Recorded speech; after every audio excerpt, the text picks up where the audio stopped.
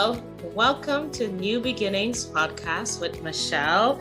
And today we are continuing our talk with you with Ms. Ronetta Morgan from the organization Start Now Money Coach. Ms. Ronetta started our organization just last year, 2022. Yeah. And she is here to help with financial literacy, coaching others into understanding what's going on with their money and helping them and directing them, if need be, how they can budget friendly with the income that they have. One of the things that we talked about before was looking at where your money is going, where your money has been spent, or where you're spending your money, as well as looking at your goals, budgeting.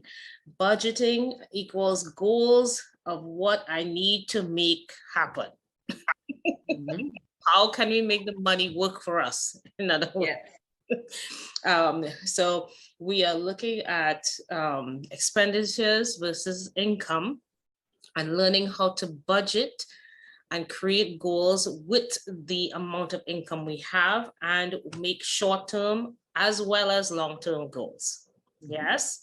Yeah. So, here at New Beginnings, we are all about being willing to change and being willing and ready to change for the better. In this case, we're looking at our finances. So we're trying to be a little more literate at financial money making as well as money budgeting and spending. Yeah. And we want to continue have this one-on-one talk with Ms. Ronetta Morgan this morning. So thank you so much for joining us. And let's dive straight into what we're going to talk about today. Yes. So on the last two podcasts, we covered spending on the first podcast, kind of like Michelle said, where is your money going? And then on the second podcast, we looked at what money you have coming in, your income, and the goals you have attached to that income. And during this podcast, we're going to talk a little bit about once you have those two areas kind of dialed in or a good idea of how you're spending your money and what type of income you're bringing in, how to create your budget based on those two key pieces of information. So I'm going to share my screen. Mm-hmm. And I'm going to pick up from where we left off on the last podcast. Okay. Yes. So we left off at looking at budgeting and considering your income and making short-term or long-term goals with regards to what's going on now, because it can change. Your income can change, say from a 20-year-old to a 30 or 40-year-old. You make more, you should be making more money as you get older. So it's not to get too frantic or bogged down by the fact that you have no money now. You have the opportunity to increase your income through the job you may have after graduating or even opening your own business. Mm-hmm. Absolutely. So I'm going to kind of just recap the spreadsheet that you can download for free at www.startnowmoneycoach.com. You want to save a copy again and save it under a new name so that you have it as a reference, because you're going to reassess your spending at different parts of the year. And so you want to make sure that you have your copy. And then the personal spending spreadsheet here has over 100 drop downs. So you don't have to try to figure out where does the gas bill fit? Where does my kids' tuition fit? Where does my kids' soccer practice fee fit? Everything is in a drop down for you, and you just pick the category. Here you'll see that it just drops down, and even if you need to change a category, you can, add a category to a different section. Excuse me here. And then you have the different categories. If you already have a budget, you can input that information as well. And it will show you what you've budgeted versus what your actual spending is.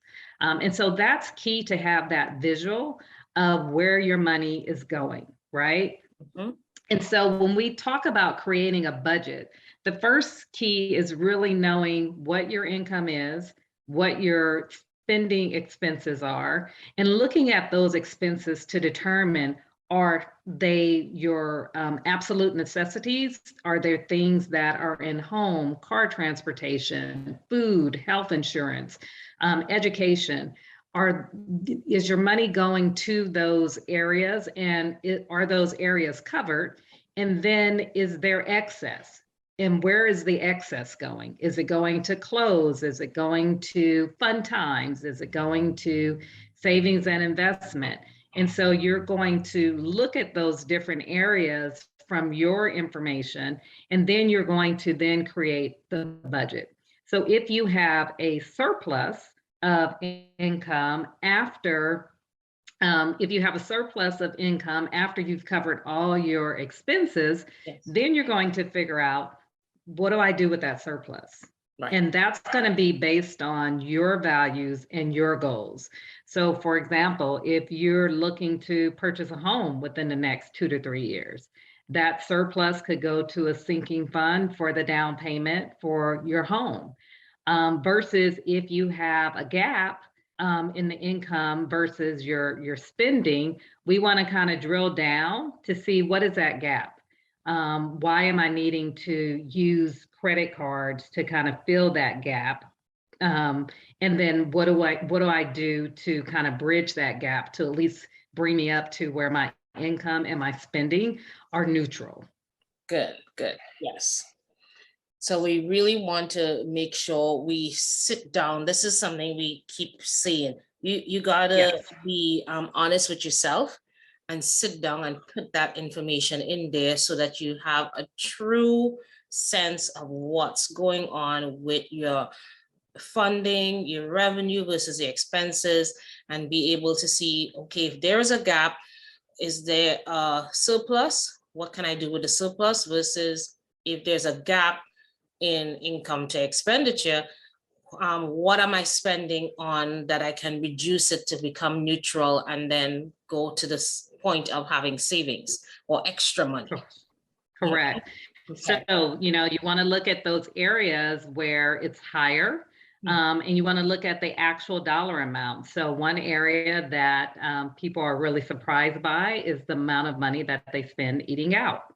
Yes. And so, if I have a negative of, $400 and I'm spending $1,000 a month on eating out, that's an opportunity, right? That's an opportunity to decrease the amount of money I'm spending eating out, and then put that money toward either decreasing debt or into a different fund that I may need. Maybe I'm charging gas on my credit card because I've, used all of my expendable cash on the third week of the month, right? And Right. so I can adjust my eating out and put that money toward gas so that I don't have to charge it to increase my debt. The opposite is if you have a surplus, but you want to invest more. That's an opportunity to look to see, okay, my savings area and investing is really low. Maybe I can shift some of that income to that area to increase my savings for, again, whatever that major purchase could be. It could be split. The key really is to know what your goals are, short term and long term, and if you have enough money to support those goals. Okay. And that's not easy to do, right? I mean, that's not easy to kind of take a look at ourselves and say, okay, I really want a new car, by the end of the year, but I'm negative, $150 every month. There's no, what you think is there's no way I'll be able to, afford a new car. Mhm. And so, but don't stop there, at that mindset. Then start to look at, well, wait a minute, I'll go to work every day. I'm bringing in income. What are some ways I can adjust how I'm spending my money that may be able to support my goals? Do I need to start looking for, a job that is paying more money? Am I paying too much in health insurance? Maybe I need to start, really exploring a job with better benefits. Okay. And so these are the questions you want to be asking yourself, without judgment. This is, what we do when we assess, and we look at our goals to see if our budget supports our goals. Right. So we pretty much looking at setting up a budget, right? Mhm. So when you first write down your expenditures versus your income, and you see what's going on there, and if you see negatives all the way wrong, this is where you have to take the time to really assess what's Mhm. going on there. Why Mhm. am I spending so much money in certain areas? How can I change that? And as you say, if I'm not getting enough income, how can I probably look for a job that has more income and benefits so Mhm. that I can reduce the amount I'm spending on, say, insurance, health insurance, for example. Yeah. Or The other, mhm. right. The other thing too is looking at your paycheck deductions. If you're, one that always gets back a tax return, but you go in the negative every month, with your expenses, maybe you're paying too much in, taxes. And so you want Oh, to look at that as well. You want to look at, what can I do with the income that I have coming in? I always suggest doing, looking at your paycheck deductions, mhm. to make sure that they're aligned with what your goals are and what you need to, pay taxes. A lot of people look as, tax returns as a savings per se. Right.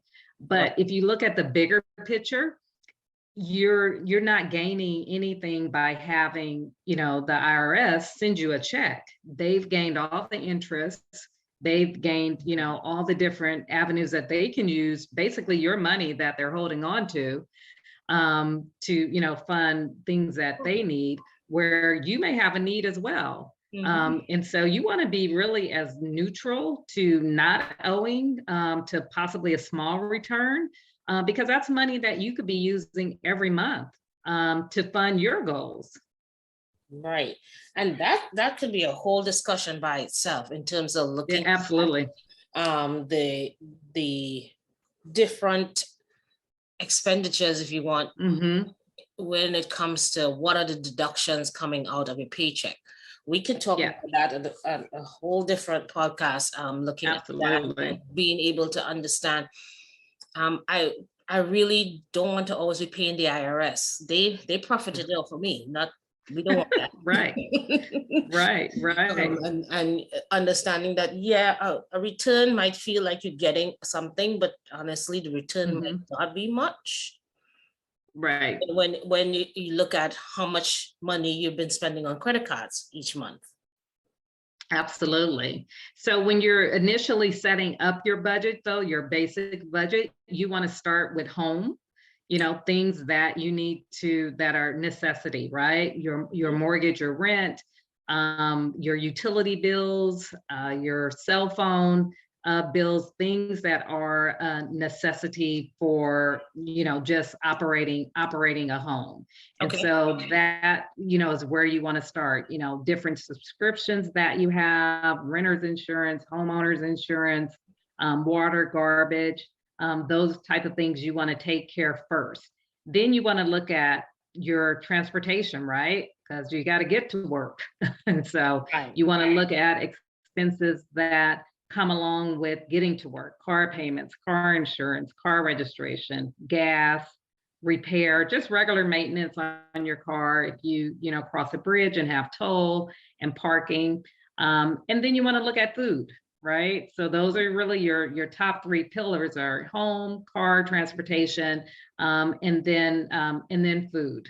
Right. If you eat out, and you want to look at all of it, the groceries, restaurant, takeout, dining in, meal prep services, if you use those services, you want to include all of that. And then once you have those three pillars, you'll see what you have left over. And then you start to do kind of a deeper dive into the other areas. If you have kids, probably kids would be next because their daycare expenses and things of that nature. And so you just want to kind of break it down from that area. And again, if you have a negative after you've input all your different areas, what I always suggest is looking at an opportunity to decrease any expense. Mhm. And so what opportunities do I have to decrease any expense? Am I still using cable? And, should I be looking at going to a streaming service that's half the price, right? Mhm. If I use Instacart, should I maybe budget in time to grocery shop versus using Instacart? Because a lot of those services, the price online is higher than the price in the store. So you're not only paying for the delivery fee, you're paying a higher amount of cost for food that's already at a high cost. Right. And so, you want to look at different areas of each category that you can decrease. And I suggest doing this whether you're in the surplus or in a gap, because any money that you can keep, you can allocate somewhere else. Right. And so that's, I look at that, one of my kind of hobbies is, really kind of living a minimalist, lifestyle to a degree. I just like to look for deals Okay. on, things, whether I need to or not. Is just, my mother was super frugal, so it's just kind of in my genes. And then I like to really look at, okay, I save this much, what is that going to do for me? Right. So, for example, I was really big on using, the different apps and stuff during the holidays to kind of bulk up and shop for the holidays. We hosted a few get-togethers and things of that nature. And so I kept track of my spending and the savings that I got. And when I look at that and say, if I save that every month, it came up to quite a bit. And I started to think about, okay, that's a 5-day stay at a Marriott hotel, or that's a Right. trip, so where I've done nothing but really be mindful of how I'm spending. I didn't have to go pick up a side hustle to save that money. I didn't have to, to get a second job or anything. These are things that are within my reach based on the income that I have. Right. That's good because when you worry, okay, I can't get a second job because the other job I'm looking at, I'm already working 12 hours, Exactly. you have to really zone in on what you're currently doing and Hmm. see how you can substitute or minimize spending in a certain Hmm. area.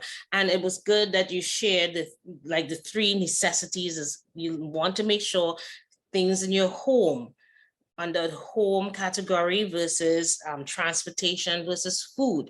Those are the ones Hmm. that you want to make sure that um, even in those, you have to Hmm. spend in it, yes, but then check and see, okay, can I get a better rate for insurance, house insurance, Hmm. or can I not use as much electricity as before? You know, Right. just trying to find ways of reducing or minimizing the expenditure so that in total you end up decreasing your expenditure. Right. Absolutely. Um, Absolutely.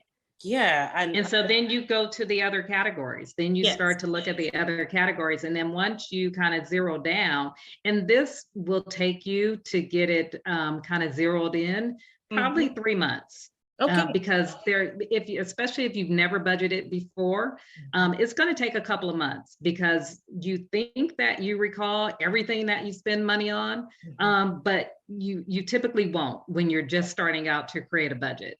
And so give yourself again some grace, a couple of months, about 3 months to get it dialed in. And then, really after the 3 months, then really start to focus on, okay, what are my goals and, priority with this budget, and to give yourselves, some grace, and to dream a little bit, right? To really look at, okay, if, my business picks up this amount, next year, if my budget stays the same, everything else will be surplus. And so with that surplus, I can take that trip, you know, Right. to an extra vacation to Cancun, or I can invest, a different percentage into my retirement account, or into just a brokerage account, or just to have a bigger emergency fund. Yeah. And so, always kind of keep both of those things in mind, because I know it can be sometimes just disheartening. When you look at your finance and think, oh my gosh, is this going to be like forever? Right. But we all have a trajectory Mhm. of our income, typically increasing. Right. And so, what you need in your 20s and your 30s is going to be different in your 40s and in your 50s. But if you have the same mindset that I'm looking at short term and long term, and I know when you reach some of those short term and long term goals, it's just super motivating.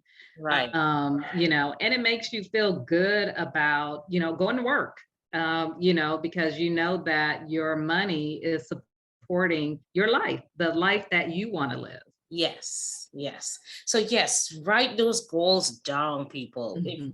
It helps and motivates you to move forward. Sometimes it might be disheartening because we're close to what your goal is, but guess what? When you see that goal again, you'll be like, okay, let me pick myself back up and go again and Mhm. get to a next step closer to the goal that you're looking for. Absolutely. Sometimes for me, it looks like chicken scratch, but I'm always writing. Mhm. I'm Yep. always writing something down. But the information you have shared with us in each series, each segment, it has helped me to understand that it takes time. You said Mhm. give yourself grace about 3 months, but you first have to write it down. You must write Mhm. down where your money going, what are you spending your Yes. money on. You also have to consider budgeting, and to budget you have to have goals. So when you have a budgeted expenditure, you'll be like, okay, I'm budgeting 150, but the actual might be different. It's okay, just look at Mhm. it and assess it as you go through the different areas, whether it's home, transport, food, vacation, or fun times, as you have it on your spreadsheet. Just keep monitoring it and assessing, okay, how can I change the gap or the surplus? Where can I put this extra money? Where can I switch up expenditure so I can reduce the gap of having less money? And then just setting up the budget. So when you do this, again, it takes time, but you have to start. Mhm. You can't not start it. You have to start to Right. be able to see where you're heading, right? Yes. Yes. That's super key. Starting is key. Even if you start with, I need to do this. Right. And you put something on your calendar saying, Yes. okay, Sunday for 2 hours or 1 hour, I'm going to start. And if Yes. it gets too heavy while you're starting, it's your plan. So maybe you say for the month of January, that's going to be my focus, is really starting to do that deep dive. And then in February, I'm going to, create a budget. Right. I'm going to give myself, that time to really look at, Mhm. my spending. But really, the key is getting started. Yeah. To start now, even if the starting now is just thinking about it, Right. just Well, thinking about what you need to do. right. There are different stages to Yes. doing an activity, and thinking about it is the pre-preparation phase. So you want to be able to Yes. understand that that is part of the process. You Yes. can get to the part where you contemplating if I'm going to do this, Mhm. and then if you reach that stage, that's fine also. But then you want to do it. I will That's why I keep saying I will change. That's the part where you're preparing and you are actually on the road to getting it done. I Absolutely. will prepare. I will, and I'm ready to change my financial goals Yes. or my financial status. I am Yes. willing and ready to change my financial thinking, how I think about money. So we are so happy that we had the opportunity to listen in and understand a little more of how we can start budgeting and how we can start looking at where our funds are going and where we can put our funds and allocate our funds during our lifetime. So if we want to use 2023 as an example, starting this month, let's look at preparing a budget, looking at your personal spending. Use that worksheet, your personal spending worksheet, which you can find on www.startnowmoneycoach.com. And it's a free worksheet. Download it, save it, put your name, Michelle, and enter in your information. If you have 2 hours to do it and you get it done in 2 hours, fine. If not, if you have a whole month to do it, you set your goal. You go at your pace and start finding out how you're using your money and find ways of reducing a gap, if there is one, with regards to you're in a negative or you're in a hole, versus if you have a surplus, a windfall. You want to put that windfall where you think you can, whether you want to put it in an emergency fund, if you want to do it in investment, putting it in your new business, investing in your new business. Find ways of figuring out how to allocate your funding throughout the year. We challenge you to do that this year. Yes. All right. Thank you so much, Ms. Ronetta Morgan. I am happy to share your business with others because it's something that we can use to enhance our well-being. Because when we're not thinking about, if we always in a hole, if we always have that gap, we stress out about it. We don't know what to do, but then we end up spending even more sometimes because we're not sure where the money coming from and we don't know what to do. However, we want to bring everybody back down to earth. You know, rest assured, take your time. Let's try and figure out what's going on so we can, in the long run, enhance our well-being by having a balanced financial situation in our families and in our businesses.